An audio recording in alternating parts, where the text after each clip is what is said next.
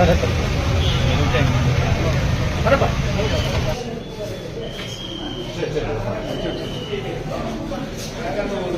రానా కుసం పెట్టేసి మూర్తి వచ్చినప్పా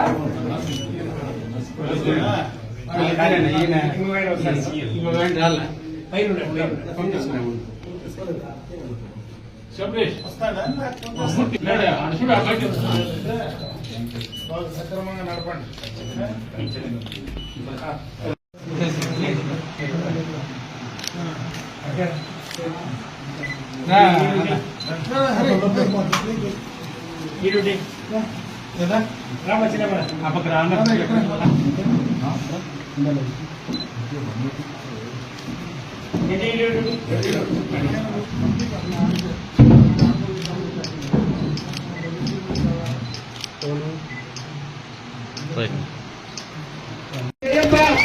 మూర్తి గారికి కూడా ప్రత్యేకంగా మన తెలుగుదేశం పార్టీ తరఫున రైతుల తరఫున వాళ్ళకి ప్రత్యేక ధన్యవాదాలు తెలియజేస్తున్నాం.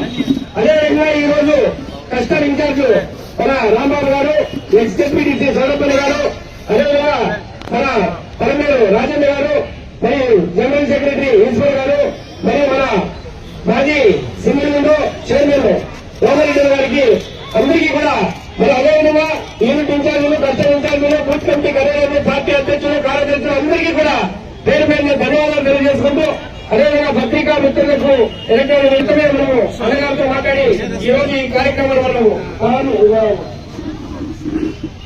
ఇంకా కొందరికి తెలియకుండా ఉండొచ్చు. దయచేసి అందరూ కూడా మళ్ళీ నుంచి ఈ కార్యక్రమానికి వచ్చినానికి మీకు అందరూ కూడా ప్రత్యేక ధన్యవాదాలు తెలుపుకుంటూ మనకి ఈ రోజు మన సింగిల్ విండో ప్రెసిడెంట్ నారాయణ స్వామి ఎన్నుకోవడం జరిగింది. మీకందరూ కూడా తెలుసు. గత 20 సంవత్సరాలుగా మన వీకోట సర్పంచ్ రామగీతాను సర్పంచ్ గా ఉంటే ఈ పదవి రావడం జరిగింది. అదేవిధంగా డైరెక్టర్లు కూడా మనకు తెలుసు. మూర్తి గారు అయితే కృష్ణాపురం పంచాయతీలో మనకి తెలుగుదేశం పార్టీకి మంచి అక్కడ వర్క్ చేశారు. మరియు అదేవిధంగా జయన్ కూడా మనకి యాలకల్ పంచాయతీలో వర్క్ చేశారు కాబట్టి వాళ్ళకు కూడా పదవి ఇవ్వడం జరిగింది. ముఖ్యంగా కూడా మనకి ఈ రోజు ఈ పదవి ఇచ్చిన దానివల్ల ఇక్కడ జరగబోయే ఈ తెలుగుదేశం ప్రభుత్వం వచ్చినాక మనకి రైతులకి చాలా రుణాలు మంజూరు చేయాలని కూడా ప్రత్యేకంగా మన అన్నగారిని ఎమ్మెల్యే గారిని మేము మనవి చేస్తున్నాం. రైతులకి ప్రతి ఒక్క రైతు కూడా 3 ఎకరాలు అనుకుంటే 3 లక్షల రూపాయలు కూడా వడ్డీ లేని రుణాలు ఇస్తారు టీసీసీ బ్యాంక్ లో. ఆ రుణాలంతా కూడా మన చైర్మన్ గారు వారి కమిటీ తరఫున ప్రతి ఒక్క రైతు కూడా ఎలిజిబుల్ ఉన్న అందరికీ కూడా రుణాలు తీయించి అవి సక్రమంగా కట్టించి మనం రెన్యువల్ చేయాల్సిందిగా కూడా చేస్తున్నాము. కాబట్టి చైర్మన్ గారికి ప్రత్యేకంగా మేము తెలియజేయాలంటే పార్టీతో పని లేకుండా రైతు సోదరులు ఎవరన్నా కానీ అందరికీ కూడా న్యాయం జరిగే విధంగా చేయాలి. మంచి పేరు కావాలి. మన సింగిల్ విండో గత పాలకులు కూడా మంచి పేరు తెచ్చారు కాబట్టి మనకి ఈ సింగిల్ విండో మంచి పేరు కావాలని కూడా మనవి చేస్తున్నాం. అదే రకంగా మీకందరికీ కూడా తెలుసు, నారాయణ స్వామి గత 20 సంవత్సరాలకి కూడా పార్టీకి మంచి సర్వీస్ చేశారు కాబట్టి మరి అదే విధంగా కూడా మిగిలిన నాయకులు కూడా మనకి పార్టీకి సర్వీస్ చేస్తున్నారు. ఇంకా కూడా మన పార్టీకి ముందుకు తీసుకోపోయి నెక్స్ట్ జరగబోయే ఎలక్షన్ లో కూడా మనకి సర్పంచ్ కానీ, ఎంపీటీసీ కానీ, ఎంపీపీ కానీ, జడ్పీటీసీ అన్ని ఎలక్షన్ లో కూడా మనం మంచి మెజార్టీ కలిపి మన మండలానికి మంచి సర్వీస్ చేసే విధంగా మనం తీసుకోవాలని కూడా తెలియజేస్తూ ఈ అవకాశం ఇచ్చిన మీకందరికీ కూడా ప్రత్యేక ధన్యవాదాలు తెలుపుకుంటూ ఇప్పుడు మన ఎక్స్ జడ్పీటీసీ చోడపల్లి గారిని 2 మాటలు మాట్లాడి తెలియజేస్తున్నాం. సింగిల్ విండో మాజీ అధ్యక్షులు గౌరవ రామారెడ్డి గారు కూడా వేదికపైకి సాధారణంగా ఆహ్వానిస్తున్నాం. పెద్దలు గౌరవనీయులు ఈ చోడపల్లి వేదికపైకి సాధారణంగా, అలాగే మండల మాజీ కేశవమూర్తి గౌరవనీయులు మండల పార్టీ ప్రధాన కార్యదర్శి గౌరవనీయులు ఈశ్వర్ గారిని వేదికపైకి సాధారణంగా ఆహ్వానిస్తున్నాం. నీగడ ప్రభుత్వ ఆసుపత్రి అభివృద్ధి కమిటీ సభ్యులు అలాగే ఇక్కడికి వచ్చినటువంటి నీగడ సాధారణ బ్యాంక్ సంబంధించినటువంటి ప్రజలు, రైతులు, మహిళా సోదరులను సాధారణ సభ్యులు అందరినీ ప్రసారి పడుకుంటూ దయచేసి వేదిక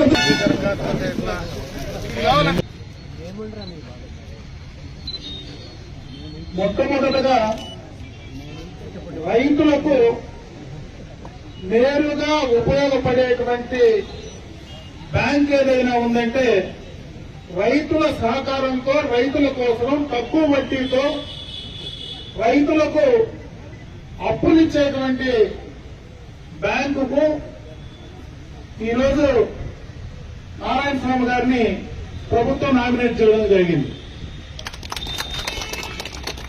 ఎందుకంటే జిల్లాలో సెంట్రల్ బ్యాంకు చాలా చరిత్ర ఉంది. మనకు ప్రభుత్వాలు ఏర్పడిన తర్వాత ల్యాండ్ మార్కేజ్ బ్యాంకులు ఉండేటివి, అవన్నీ కూడా మెర్జ్ చేసి జిల్లా సహకార సంఘాలు ఏర్పడ్డాం. అంతకుముందు ఉన్నటువంటి ప్రాథమిక సహకార సంఘాలన్నీ కూడా కొత్తగా వాటిని స్వయం శక్తితో వాటి కాళ్ల పైన నిలబడేటువంటి అవకాశం ప్రభుత్వ పరంగా నాబార్డు సహకారంతో తక్కువ వడ్డీతో కూడా ప్రభుత్వాలు, కేంద్ర రాష్ట్ర ప్రభుత్వాలు దీనికి సహకారాన్ని అందిస్తా ఉన్నాయి. నేను ఈ రోజు ఇక్కడ ఉన్నటువంటి పాలకవర్గాన్ని కోరుకునేది, ఈ ప్రాంతంలో ఉన్నటువంటి రైతులకు ఈ సహకార సంఘం నుంచి తక్కువ వడ్డీతో సక్రమంగా సరైన సమయంలో వాళ్లకు అప్పులు ఇవ్వడానికి మీరు ముందుకు వెళ్ళమని చెప్పి నేను ఈ సందర్భంగా కూడా కోరుకుంటా ఉన్నా. ఎందుకంటే మొట్టమొదటగా నా రాజకీయ జీవితంలో గ్రామ పంచాయతీ సర్పంచ్ నుంచి మొదటిసారి జిల్లా సహకార బ్యాంకు డీసీసీబీ అధ్యక్షుడైన ఆ సందర్భంలోనే ఇక్కడ సెంట్రల్ బ్యాంక్ సంబంధించినటువంటి బ్రాంచ్ ని మొట్టమొదటిగా ఇదే బిల్డింగ్ లో 1994-95 మధ్యలో ఇక్కడ ప్రారంభోత్సవం కూడా ఆలోచన చేశాం. ఈ వీకోట మండలానికి సంబంధించి ఈ సహకార బ్యాంకు బ్రహ్మాండంగా కూడా లాభాలతో గతంలో పనిచేసేది. ఆనాడే నేరుగా రైతులకు వడ్డీకి అప్పులిచ్చేటువంటి కార్యక్రమం కాకుండా నేరుగా బ్యాంకు కూడా ఆదాయం పెంచుకోవడానికి ఆ రోజే వాళ్ళను వ్యాపారంలో కూడా ముందుకు తీసుకెళ్లాలా. ఎందుకంటే దానికి సంబంధించినటువంటి ఆ రోజు జనతా బజార్ లాగా ఇక్కడ సరుకులు కూడా పంపిణీ చేసి ఆదాయ మార్గాలు పెంచుకునేదానికి కూడా ఆ రోజు మనం ఆ కార్యక్రమాలన్నీ చేశాం.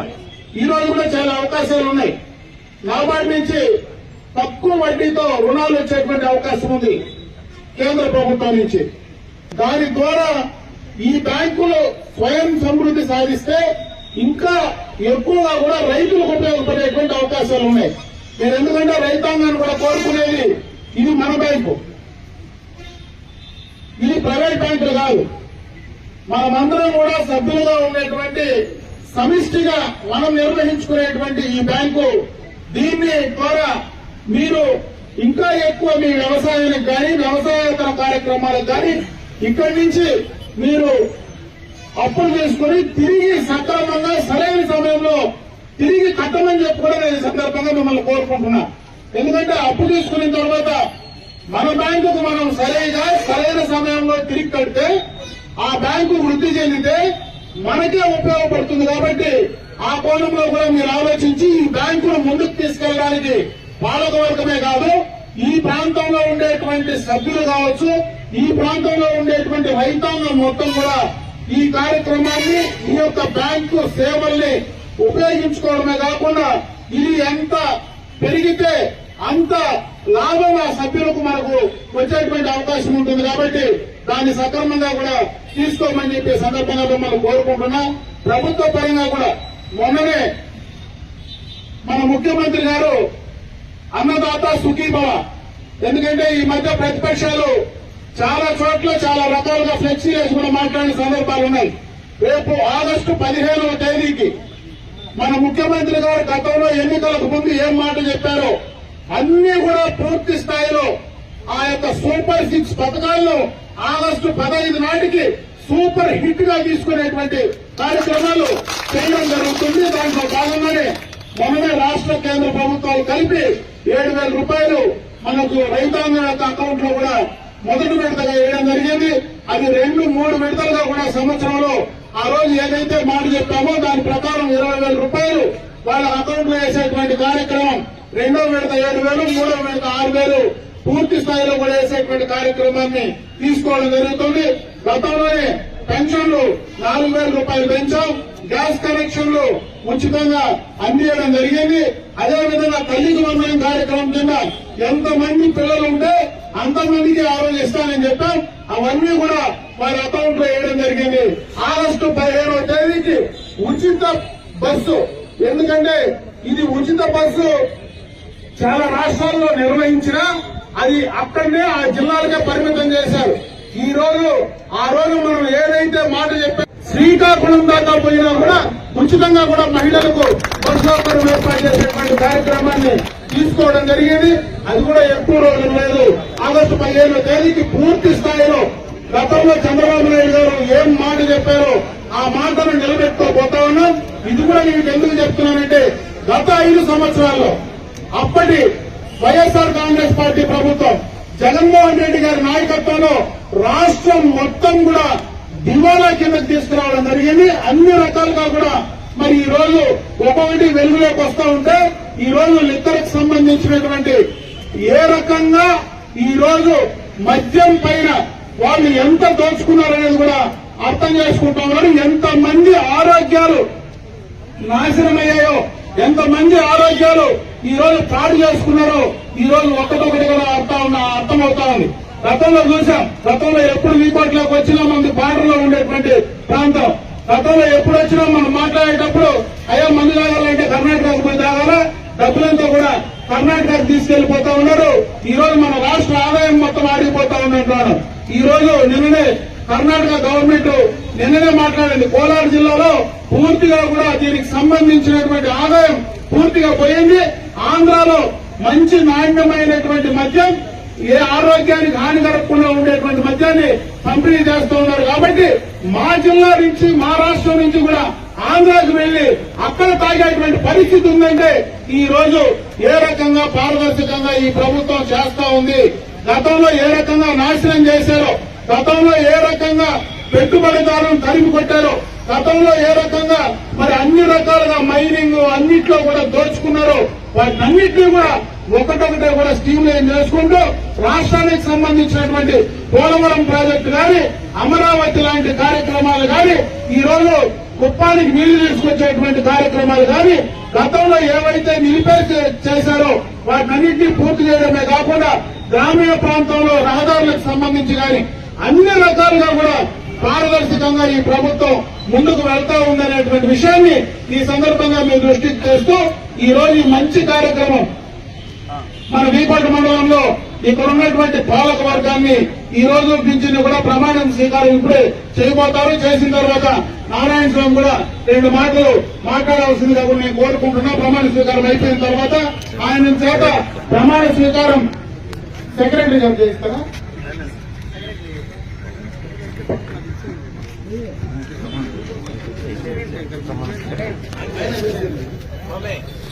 ప్రమాణ స్వీకారం చేయిస్తారు. తర్వాత అధ్యక్షుడు మాట్లాడతారు. నాకు ఈ అవకాశం కల్పించిన మీకు అందరికీ కూడా హృదయపూర్వక ధన్యవాదాలు తెలియజేసుకుంటూ సెలవు చేసుకుంటూ జై హింద్. నేను వీకోట ప్రాథమిక వ్యవసాయ పరపతి సంఘము, వీకోట ప్రాథమిక వ్యవసాయ సహకార సంఘం అమర్నాథ్ రెడ్డి అన్న గారికి మరియు మండల పార్టీ అధ్యక్షుడు ఏఎం రంగనాథ్ గారికి మరియు బిఆర్ రాంబాబు గారికి మరియు మండల నాయకులకు, సభకు వచ్చిన మండల ప్రజాప్రతినిధులకు, రైతులకు, యూనిట్ ఇన్ఛార్జీలకు అందరికీ నమస్కారం. ముఖ్యంగా ఈ రోజు మండల కేంద్రంలో ఉన్న సహకార సంఘం అధ్యక్షుడుగా అవకాశం కల్పించిన గౌరవ శాసనసభ్యులు అమర్నాథ్ రెడ్డి అన్న గారికి మరియు మండల నాయకులకు నా కృతజ్ఞతలు. ఈ సంఘం నందు ఉన్న రైతులకు సేవ చేసే భాగ్యం కలిగించినందుకు నాకు చాలా సంతోషంగా ఉన్నది. ఈ సహకార సంఘం పరిధిలోని రైతులకు ఎల్లవేళలా అందుబాటులో ఉంటూ మీకు సేవ చేస్తానని అందరికీ తెలియజేస్తున్నాను. థ్యాంక్స్. వీకోట ప్రాథమిక వ్యవసాయ పరపతి సహకార సంఘం పాలకవర్గం అధ్యక్షులుగా బాధ్యతను స్వీకరిస్తూ శాసనం ద్వారా నిర్మితమైన భారత రాజ్యాంగం పట్ల విధేయత విశ్వాసం చూపుతామని ఆంధ్రప్రదేశ్ రాష్ట్ర సహకార చట్టంతో ఎలాంటి భంగం కలగకుండా ప్రవర్తిస్తానని సహకార సంఘం అభివృద్ధికి సంఘం పరిధిలోనే రైతుల శ్రేయస్సు కొరకు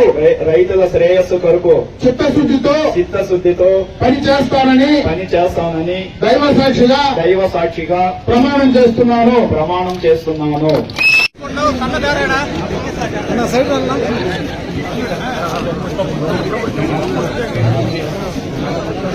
సైడ్ తీసుకోండి సార్.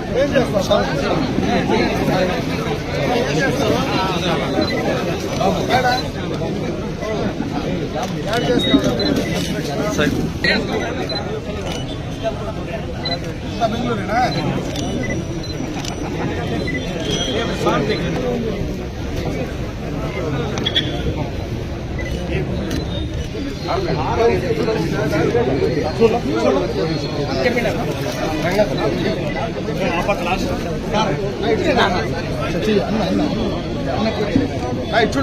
ప్రాథమిక వ్యవసాయ సహకార పరపతి సంఘం పాలకవర్గము చైర్మన్ గా సభ్యులుగా బాధ్యతలు స్వీకరిస్తూ భారత రాజ్యాంగం పట్ల విధేయత విశ్వాసం కలిగి 1964 సహకార చట్టం ప్రకారం